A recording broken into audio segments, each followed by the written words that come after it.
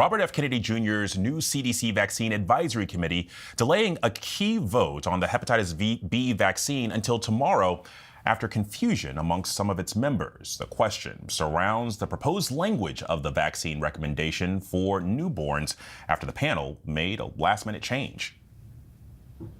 The vote shall be delayed until it can be rescheduled tomorrow morning. To provide adequate time for members to review the vote language. Now, this is the second time that the committee has delayed its voting on the hepatitis B vaccine. It was initially set for September, but was pushed back to this week's meeting. So for more on this, I want to bring in ABC News medical contributor and pediatrician at Stanford Children's Health, Dr. Alok Patel. And Dr. Patel, as we mentioned, this is the second time the committee has postponed a vote due to confusion. Is this something that parents should be concerned about? How's it going, Alex? Parents should not be concerned about the reason for the delayed vote or the confusion, because this is not based on anything regarding the actual vaccine itself, the safety, the efficacy, or the need to protect people against hepatitis B. From what we understand, the confusion was around the wording of the proposed votes, with members saying that this is the third time they've received a change in these votes in the last 72 hours. So they simply wanted more time to review what exactly they were wording on and the wording changes. What essentially is coming down to is the committee wants to vote on whether or not pregnant moms who test positive for hepatitis B or have an unknown testing status should still get that recommendation versus those who are negative for hepatitis B, and what follow-up care may look like for those follow-up doses. So it's confusing, and they just want another day to look at the wording.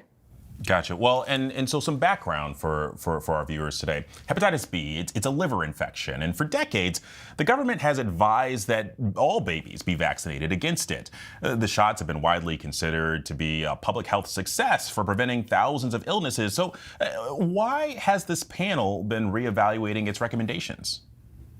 You know, Alex, we're not really clear about that. For a panel that really preaches transparency and gold standard science, there hasn't really been a thorough review or data showing why exactly they want to reevaluate this universal recommendation. There were some comments about whether or not it was needed in certain cases. There were comments about potential issues with long-term safety. But since 1991, cases of hepatitis B have dropped by over 95%. Thanks to the vaccine. Yes, mothers can pass this on to their babies, but babies can also get infected with hepatitis B. And that month after birth, it's extremely infectious.